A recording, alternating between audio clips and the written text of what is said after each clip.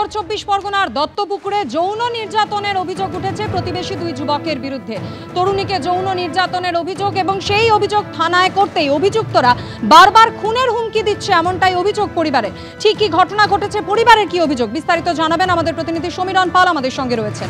সমীরণ, দেখো, গত 14 তারিখ দত্তপুকুরের একটি গ্রামে এই ঘটনাটি ঘটেছে এবং ঘটনা ঘটার পর পুলিশে অভিযোগ দায়ের করা হয়, প্রথমে শ্লীলতাহানির এবং পরবর্তীকালে ওই তরুণী আদালতের বিচারকের সামনে গোপন জবানবন্দি দেয়। তাতে বলা হয় যে তাকে ধর্ষণ করা হয়েছে। পরবর্তীকালে পুলিশের পক্ষ থেকে ধর্ষণের মামলা রুজু করা হয় এবং আরো চাঞ্চল্যকর অভিযোগ যে গোপন জবানবন্দিতে তরুণী জানায় যে অভিযুক্তরা তাকে হুমকি দিচ্ছে এবং তাকে প্রাণনাশের হুমকি দিচ্ছে এবং সেই মর্মে পুলিশের পক্ষ থেকে তদন্ত শুরু করা হয়। কিন্তু পরিবারের অভিযোগ যে একজন অভিযুক্তকে পুলিশ গ্রেপ্তার করেছে, এখনো একজন অধরা, এবং তাদের তরফ থেকে যেহেতু তারা প্রত্যেকেই প্রতিবেশী যুবক, তাদের পরিবারকে হুমকি দেওয়া হচ্ছে, তারা আতঙ্কে বাড়ির বাইরে বেরোতে পারছেন। যেহেতু ওই তরুণী তাকে বাড়ির ভেতরে ঢুকিয়ে তার সঙ্গে প্রথমে শ্লীলতাহানি, পরবর্তীকালে ধর্ষণের অভিযোগ দায়ের হয়।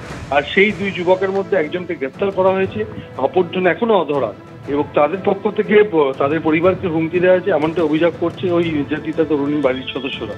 এবং এই নিয়ে এলাকায় যথেষ্ট চাঞ্চল্য ছড়িয়ে পড়েছে। পুলিশের পক্ষ থেকে জানানো হয়েছে যে এখনো পর্যন্ত যে পরিবারকে হুমকি দেওয়ার বিষয়ে পরিবারের তরফ থেকে কোনো লিখিত অভিযোগ দায়ের করা হয়নি। তরুণী গোপন জবানবন্দিতে জানিয়েছে যে তাকে হুমকি দেওয়া হচ্ছে, তার পরিপ্রেক্ষিতে তদন্ত শুরু হয়েছে। এক অভিযুক্তকে গ্রেপ্তার করা হয়েছে এবং সেই ইতিমধ্যেই জেল হেফাজতে রয়েছে।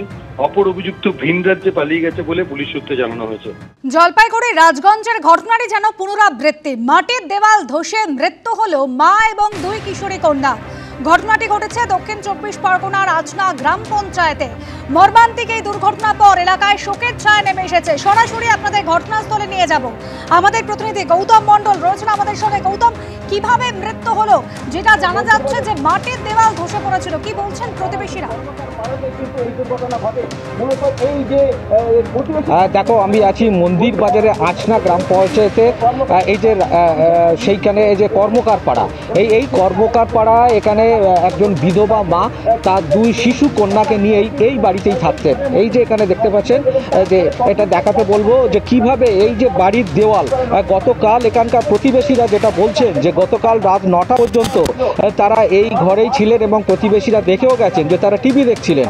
তার পরবর্তী সময়ে আজকে সকালবেলা যে যখন এই ঘটনা ঘটে তখন এসে দেখেন যে পুরো দেওয়াল চাপা পড়ে আছে। তারপর এখান থেকে প্রতিবেশীরা তারা বিভিন্ন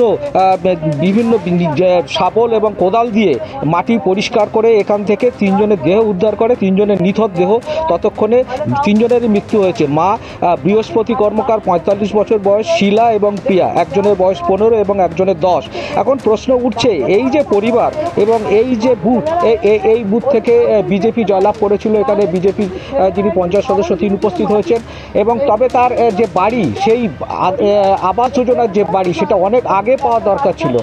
কিন্তু সেই বাড়ি একটা কিস্তির টাকাও এসছে। গত 30 তারিখে একটা কিস্তির টাকা ঢুকেছে। কিন্তু তারপরে কিন্তু আমরা এই যে দেখাতে পারি একদম ঠিক এই পাশেই একটা দেওয়াল একটা পর্যন্ত হয়ে আছে, কিন্তু দেওয়ালের পরে আর বাড়িটা তৈরি করতে পারেননি। এই বিধবা মহিলা তার দুই শিশু কন্যাকে নিয়ে থাকতেন, একজন 15 এবং একজন 10। এবং এই যে যারা এখানে প্রতিবেশীরা আছেন তাদের থেকে জেনে নেবো যে দিদি ঠিক কালকে কি ঘটনা হলো, কি হলো বিষয়টা। রাত 9টা পর্যন্ত আমাদের বাড়িতে টিভি দেখেছে। তারপরে ওরা দুই মেয়েকে নিয়ে উনি বাড়িতে ফিরে এসেছে। কি করেছে জানি না। সকালবেলা আমার দেওর এদিকে এসে দেখে গেছে যে বাড়িতে একদম মাটির দেওয়ালটা পড়ে আছে আর পুরো চাপা পড়ে আছে। ওদেরকে ডেকেছে, কোনো সাড়া নেই। না সাড়া থাকতে আমরা পাড়ায় সবাইকে চেঁচিয়ে ডাকলাম। ডাকতে সব ছেলেরা এসে মাটির দেওয়াল শাবল দিয়ে সরিয়ে মাটির দেওয়াল শাবল দিয়ে সরিয়ে দেখলো যে ছোট বাচ্চাটার 10 বছরের মেয়েটার পাটা দেখা গেল। তারপর আরো মাটি সরাতে মা ও মেজো মেয়েটাকে দেখা গেল। সব 3 জনকে। মানে এরা কি আবাস যোজনার জন্য কি আবেদন করেছিল? বাড়ির কি অবস্থা? হ্যাঁ, ওরা ঘর পেয়েছে, সবে ঘর অর্ধেক তৈরি হয়েছে। আর এই ঘরের দেওয়ালটা আমরা বলতাম যে পড়ে যাবে, দিদি ওই ঘরে থাকো। উনি বলে এবারে করব, ঘরটা করে নিয়ে ওতে থাকবো। তো এইভাবে কতদিন আগে মারা গেছে? 7 বছর 8 বছর হবে। লকডাউনের আগে 8 বছর হলো মারা গিয়েছে। উনি লোকের বাড়ি কাজ করতো আর আমাদের জালের কাঠি কুটির শিল্প ওই কাজ করে খেত। বাচ্চাদের নিয়ে খুব কষ্ট করেই উনি পেট চালাতো দুবেলা। বুঝতেই পারছো অনুসুয়া, অর্থাৎ গৌতম যে একটা একদম বিষয় একটু অভাবের স্পষ্ট হতে সংসার চাইবো, ছিল। মাটির বাড়ি তুমি যেরকম জানাচ্ছিলে যে আবাস যোজনার প্রথম কিস্তির টাকাও মিলেছিল, বাড়ি তৈরি শুরু হয়েছিল, কিন্তু মর্মান্তিক এই দুর্ঘটনার শেষ রক্ষা হলো না। একদম একদম একদম অনুসুয়া, এই যে আবাস যোজনার যে টানাপোড়েন টালবাহানা এবং এই যে কেন্দ্র রাজ্য টানাপোড়েন, এইটা নিয়ে যে দীর্ঘদিন যে রাজনৈতিক টানাপোড়েন কেন্দ্র রাজ্য, তার মাঝেও কিন্তু এই যে বিধবা বৃহস্পতি কর্মকার, তিনি কিন্তু তার কি আবাসের টাকা পেয়েছিলেন, প্রথম কিস্তির টাকা পেয়েছিলেন এবং সেই টাকা পাওয়ার পরে তার বাড়ির আমরা দেখতে পাচ্ছি ইটের দেওয়ালও অসম্পূর্ণ অবস্থায় পড়ে রয়েছে।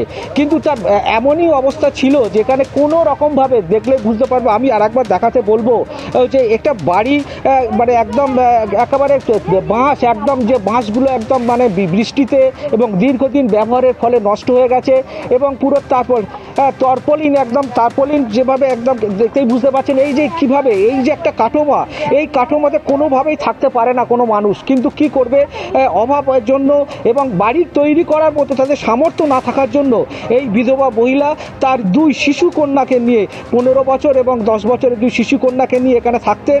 তিনি পরিচারিকার কাজ করতেন এবং তার প্রতিবেশীরা যেটা জানাচ্ছেন যে পাশাপাশি এই এলাকার একটা কুটির শিল্প আছে, সেই কুটির শিল্প সেখানে জালের কাঠি তৈরি করা বা বিভিন্ন ছোটোখাটো কাজ করে কোনো রকমে এরকমভাবে যেখানে বাড়ির আসবাবপত্রগুলো যেভাবে ছড়িয়ে ছিটিয়ে পড়ে রয়েছে, একদম দেখলেই বুঝতে পারবে যে কি অবস্থার মধ্যে যে একদম এখানে প্রতিবেশীরা যেটা জানাচ্ছেন যে সকালবেলা যখন তারা প্রথমে এই বাড়িতে ঢুকলেন, এসে দেখলেন যে এখানে বাড়িটা একদম পুরো একদম গ্রামের একদম শেষ প্রান্তে, সেই শেষ প্রান্তে সেখান থেকে আমরা যেটা দেখতে পাচ্ছি যে এই প্রতিবেশীরা কার্যত এই তিনজনের মৃত্যু, মা এবং দুই কন্যা সন্তান, বলা এদিকে কন্যা সন্তানের মৃত্যুর পরে কার্যত শোকে ভেঙে পড়েছেন তারা এবং তারা চাইছেন যে এরকম অকাল মৃত্যু যেন আর কোনো পরিবারে না হয়, অন্তত আবাসের জন্য এক টুকরো বাড়ির জন্য, মাথা গোঁজার ঠাঁইয়ের জন্য যেন আর কোনো পরিবার এভাবে না ঝরে যায় তাদের এই গ্রাম থেকে। ধন্যবাদ গৌতম।